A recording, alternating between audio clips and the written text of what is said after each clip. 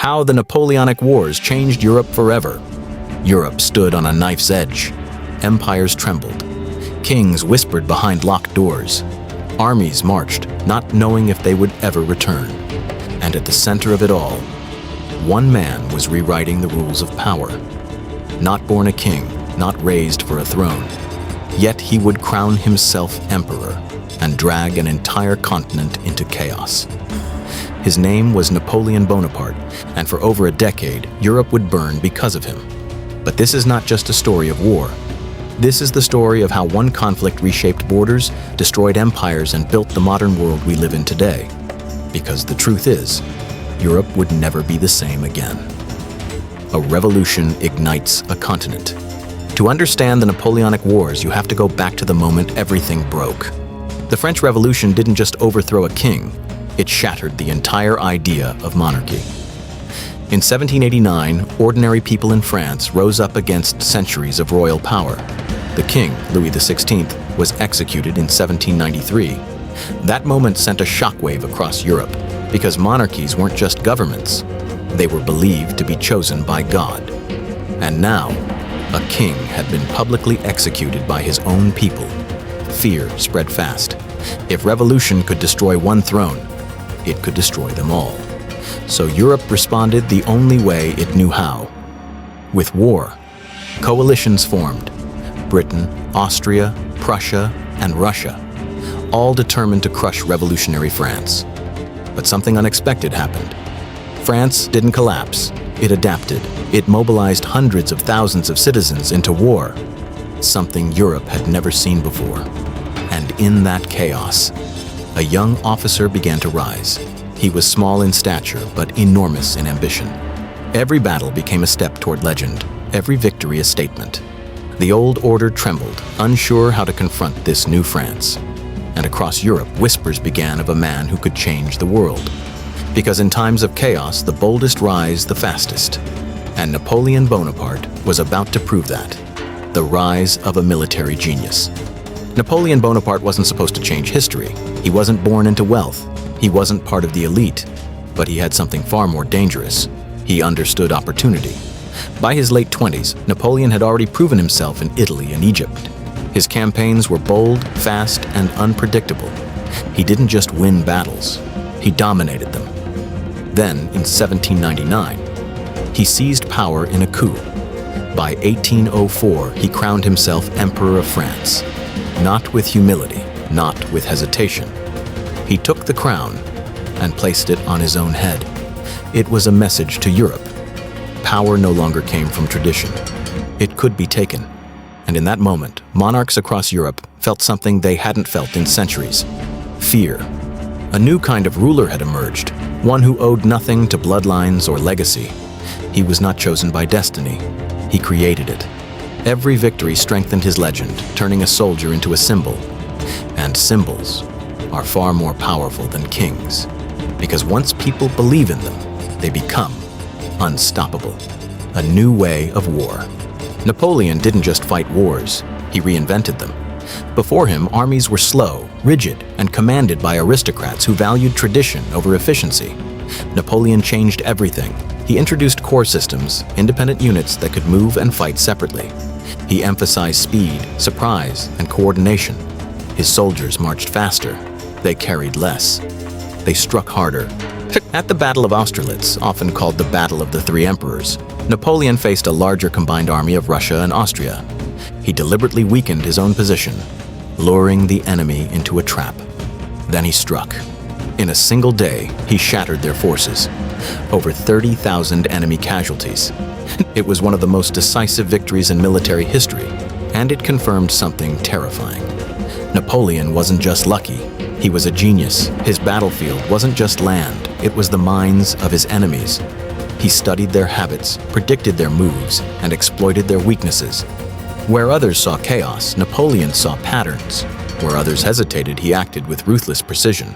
War, under Napoleon, became a science of timing and deception, and those who failed to adapt were simply erased from the map. Europe falls one by one. Between 1803 and 1812, Napoleon dominated Europe. His empire expanded rapidly. Spain, Italy, and much of Germany fell under his control or influence. He dismantled the Holy Roman Empire, a political structure that had existed for over 1,000 years. That alone changed Europe forever.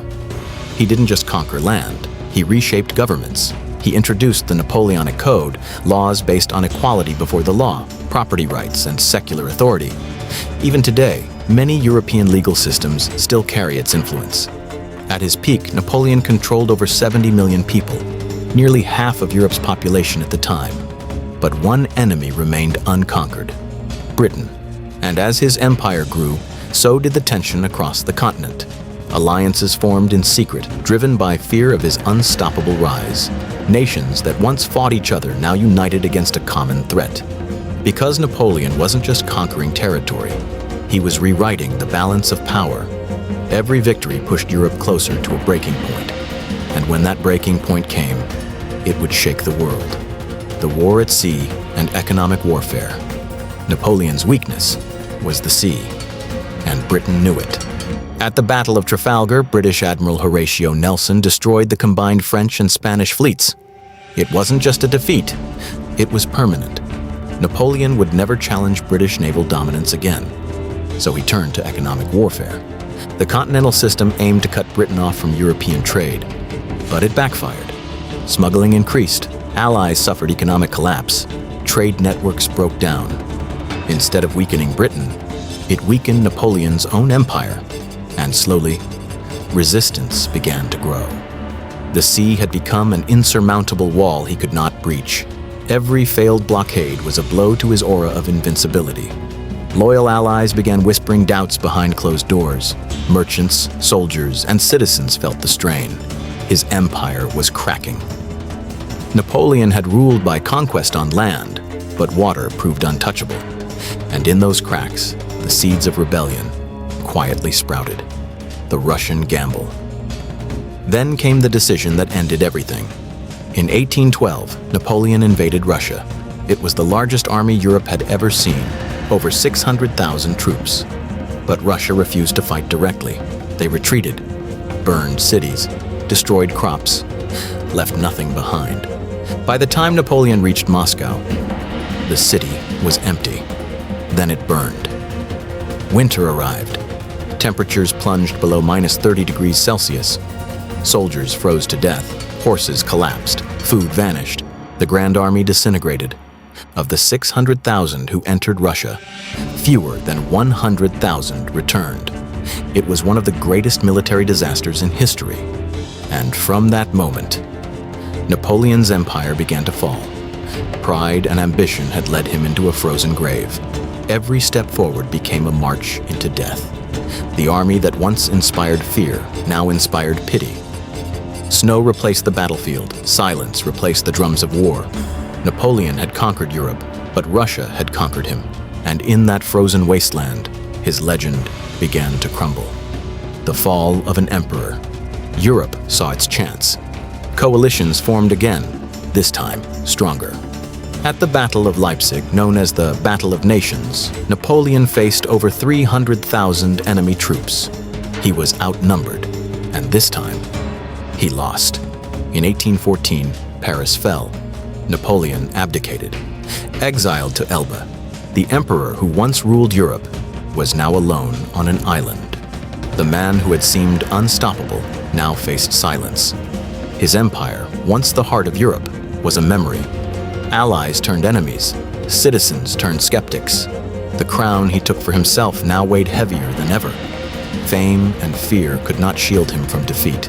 And the world realized even legends must fall. The final gamble, Waterloo. But Napoleon wasn't finished. In 1815, he escaped, returned to France. And in a moment that stunned history, soldiers sent to arrest him joined him instead. For 100 days, he ruled again. Then came the final battle, the Battle of Waterloo. Facing British forces under Duke of Wellington and Prussian reinforcements, Napoleon was defeated. This time, it was final. He was exiled to St. Helena, a remote island in the Atlantic, where he would die, forgotten by power.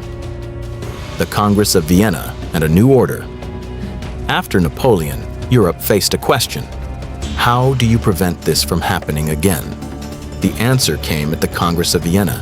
Leaders redrew borders, restored monarchies, created a balance of power system. The goal was simple. No single nation should ever dominate Europe again. And for nearly 100 years, it worked. No major continental war occurred until World War I, the birth of modern Europe. But the deeper impact wasn't political, it was ideological. Napoleon spread the ideas of revolution, nationalism, equality, merit over birth. These ideas couldn't be erased. They inspired future revolutions. They led to the unification of Germany and Italy. They changed how people saw themselves, not as subjects, but as citizens. The war that crushed a continent, millions died. Europe was forever scarred. The human cost of the Napoleonic Wars was staggering. More than a terrible number, it was a continent in pain. Estimates suggest that between 3.25 million and as many as 6.5 million people died as a result of these conflicts. Not just soldiers on the battlefield, but civilians caught in disease, famine, and the collapse of normal life. Entire towns were depopulated. Armies often lived off the land, forcing peasants into starvation or driving them from their homes. The Peninsular War alone may have killed over 1 million Spaniards, roughly 10% of the population at the time, through combat, disease, and starvation. The human cost of the Napoleonic Wars was staggering. More than a terrible number, it was a continent in pain. Estimates suggest that between 3.25 million and as many as 6.5 million people died as a result of these conflicts. Not just soldiers on the battlefield, but civilians caught in disease, famine, and the collapse of normal life. Entire towns were depopulated. Armies often lived off the land, forcing peasants into starvation or driving them from their homes. The Peninsular War alone may have killed over 1 million Spaniards, roughly 10% of the population at the time, through combat, disease, and starvation.